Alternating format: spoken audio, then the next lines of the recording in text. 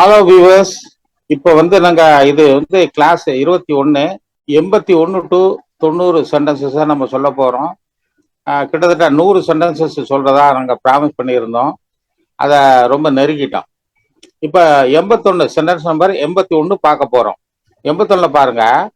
There was a series of programs on TV about children. தொலைக்காட்சியில் குழந்தைகளை பற்றிய தொடர் நிகழ்ச்சிகள் ஒளிபரப்பானது அப்படின்னு சொல்லியிருக்க. சீரீஸ் அப்படிங்கறதா இங்க ரொம்ப முக்கியம். சீரியல் சீரீஸ் அப்படின்ட்டு இதுல எஸ் இருக்கு. இதைத்தான் நம்ம ரொம்ப பர்டிகுலரா நம்ம ஃபோக்கஸ் பண்ணணும். அடுத்தது 82 பாருங்க.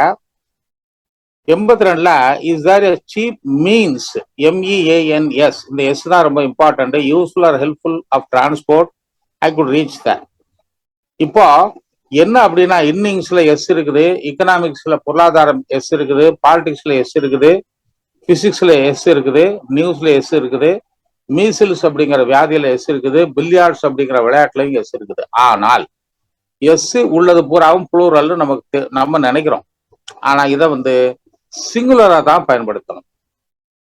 சிங்குலர் அப்படிங்கிறது அதாவது ஒருமை, புளூரல் அப்படிங்கிறது பன்மை அப்படின்னு தெரியும். இதை நம்ம புரிஞ்சுக்கிட்டு இதைத்தான் காம்படிட்டிவ் எக்ஸாமினேஷன்ஸ்ல ரொம்ப அதிகமா கேட்கறாங்க. இப்போ எக்ஸாம்பிள் நியூஸ் எடுத்துக்கிடுங்க. ஒரு நியூஸ் அப்படின்னா is that a piece of news. Newses அப்படிங்கிறத சொல்லக்கூடாது. நிறைய நியூஸ் வருது அப்படின்னா pieces of news, PIECES, pieces of news அப்படின்னு தான் சொல்லணும். அப்போ எஸ்ல முடிஞ்சிருந்தாலும் அதை நம்ம புளூரலா எடுக்காமல் சிங்குலரா தான் எடுக்கணும். இதுதான் 81 82. இப்ப நம்ம 83 சென்டென்ஸ் 83 பார்க்க போறோம். அதுல பாருங்க. I can lend you some money. Money அதுக்கு முன்னால சம் அப்படிங்கிற வார்த்தையை போட்டிருக்கோம். ரைட் நவ், இப்போதே நான் இப்போதே உங்களுக்கு கொஞ்சம் பணம் கொடுக்க முடியும் அப்படிங்கிற ஒரு சென்டென்ஸ் இருக்குது. 84 பாருங்க. 84ல give me a little water please. வாட்டருக்கு முன்னால ஏ லிட்டில் அப்படிங்கிற வார்த்தைய சேர்த்து இருக்கிறோம். அப்புறம் 85 பார்க்க போறோம். 85 சென்டென்ஸ் நம்பர் 85 பாருங்க. He gave me some advice. இந்த 83ம் சரி, 84ம் சரி, 85ம் சரி, இதுல என்ன அப்படின்னு சொன்னா அந்த மணி அப்படிங்கிறது ஒரு சிங்குலர். அதை நம்ம சொல்லும்போது சம் அப்படிங்கிற ஏ மணி, டூ மணி அப்படிலாம் சொல்ல மாட்டோம். அடுத்தது வாட்டர், என்ன நீங்க வாட்டர்ஸ் அப்படின்னு சொல்ல மாட்டோம். இதுவும் சிங்குலரா தான் பயன்படுது.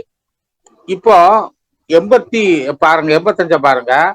அட்வைஸ், அட்வைசஸ் கிடையாது.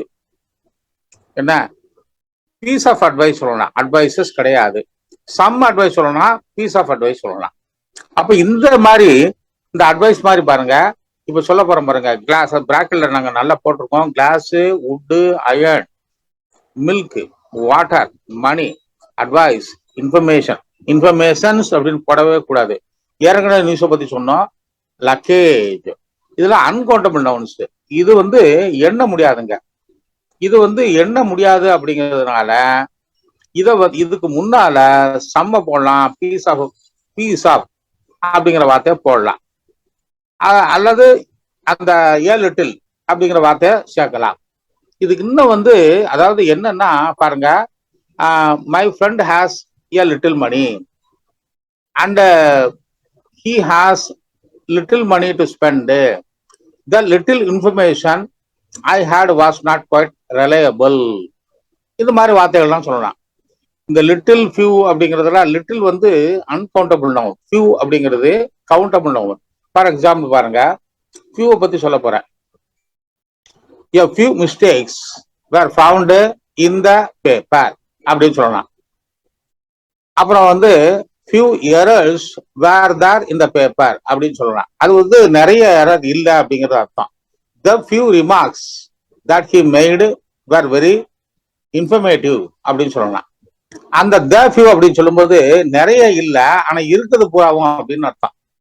அப்போ இந்த ஃபியூவுக்கு முன்னாலையும் சரி, ஃபியூ அப்படிங்கிற கவுண்டபிள் நவுனுக்கு முன்னாலையும் சரி, லிட்டிலுக்கு முன்னால நீங்க ஏ போட்டீங்கன்னா கொஞ்சம் அப்படின்னு ஆயிரும். அந்த கவுண்டபிள் அன்கவுண்டபிள் அதுல ஆயிரும். அப்புறம் தே போடும்போது பூரா ரொம்ப கிடையாது, ஆனா பூராவும் அப்படிங்கிற அர்த்தத்துல வந்துடும். அதான் the little the few. Few அந்த மூணுமே few a few the few, little a little the little, இந்த மூணு அந்த மூணு. ஃபியூ அந்த கேட்டகரி வந்து countable noun, little a little the little வந்து அன்கவுண்டபிள் நவுன். இதை நம்ம வந்து நல்லா புரிஞ்சுக்கிட்டா நம்ம நல்லா தப்பு இல்லாம பேசுறதுக்கு நிறைய வாய்ப்புகள் நமக்கு இருக்குது. இது 85 வரைக்கும் சொல்லி இருக்கிறோம். இப்ப 86 பத்தி சொல்லலாம். 86ல பாருங்க, வாட் எ டெரிபிள் வெதர் அப்படின்னு சொல்லவே கூடாது, அது தவறான ஒரு English. What a terrible weather, அந்த ஏ வந்து ரிமூவ் பண்ணிடணும், எலிமினேட் பண்ணிடணும். இது ஒரு எரர். அப்புறம் 87 பார்க்கலாம். we bought some new furnitures சொல்லக்கூடாது, ஏன்னா பர்னிச்சர் வந்து சிங்குலர். அப்போ பர்னிச்சர் தான் சொல்லணுமா தவிர பர்னிச்சர்ஸ் அப்படின்னு சொல்லவே கூடாது. இது 87. அப்புறம் 88 பார்க்க போறோம் பாருங்க. she doesn't have much courage. இந்த கரேஜ் அப்படிங்கிறது அப்டிராக்ட் நவுன். அதாவது நம்ம வந்து இந்த அப்டிராக்ட் நவுன் வந்து அது இன்டான்ஜிபிள், நம்ம வந்து உணர முடியும். எக்ஸாம் பாருங்க, கரேஜ் தைரியம், ஹாப்பினஸ் மகிழ்ச்சி, ஃபியர் வந்து பயம், ஜாய் வந்து சந்தோஷம், இதெல்லாம் அப்டிராக்ட் நவுன். இதெல்லாம் வரும்போது நீங்க வந்து அந்த அதை சிங்குலரா தான் பயன்படுத்த பார்க்கணும். ஏன்னா அது வந்து ப்ளூரல் அதுக்கு கிடையாது. 2 ஹாப்பினஸ், 3 ஹாப்பினஸ், 4 கரேஜ் அப்படிலாம் நம்ம சொல்ல போறது இல்லை. அப்போ இந்த மச் அப்படிங்கிற வார்த்தைய நம்ம பயன்படுத்தலாம். அதைத்தான் 88ல நாங்க சொல்லி இருக்கிறோம். 90A 90B 2 சென்டென்ஸ் சொல்ல போறோம். ஐ ஆம் feeling severe pain in my leg, எனது காலில் கடுமையான வலியை உணர்கிறேன் அப்படின்னு சொல்லி இருக்கிறோம். இப்ப 90B பார்க்கலாம். 90B பாருங்க, he has taken great pains, PAINS, to pass the exam. Pain அப்படின்னா பிசிக்கல் சஃபரிங், அதாவது நமக்கு வலி அப்படின்னு அர்த்தம். பெயின்ஸ் அப்படின்னா எஃபர்ட்ஸ் அப்படின்னு அர்த்தம். அது நம்ம எடுக்கக்கூடிய அந்த முயற்சி அப்படின்னு சொல்லுவோம் பாத்தீங்களா. இன்னொன்னு பாருங்க, ரிட்டர்ன் அப்படின்னு ஒரு வேர்ட் இருக்குது, அது வந்து கம்பேக். அது ரிட்டர்ன் ஃப்ரம் மதுரைன்னா மதுரையில இருந்து வர, ரிட்டர்ன் பேக்னு சொல்லக்கூடாது.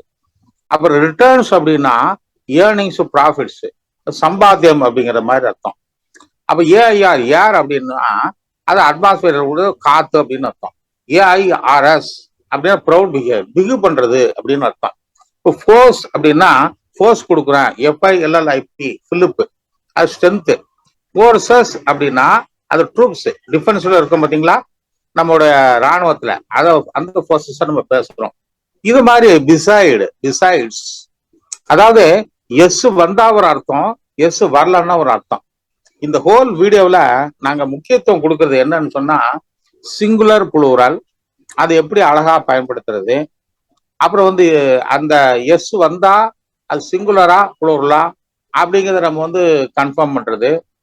அப்புறம் வந்து சிங்குலருக்கு ஒரு அர்த்தம், புளூரலுக்கு ஒரு அர்த்தம் அப்படிங்கிறது. Pains, besides, returns, airs, forces, இந்த மாதிரியான வார்த்தைகளை எப்படி நம்ம வந்து ராங்கா யூஸ் பண்ணாம ரைட்டா யூஸ் பண்ணணும் அப்படிங்கிற ஒரு கான்செப்ட்ல தான் இந்த வீடியோவை நாங்க போட்டிருக்கிறோம்.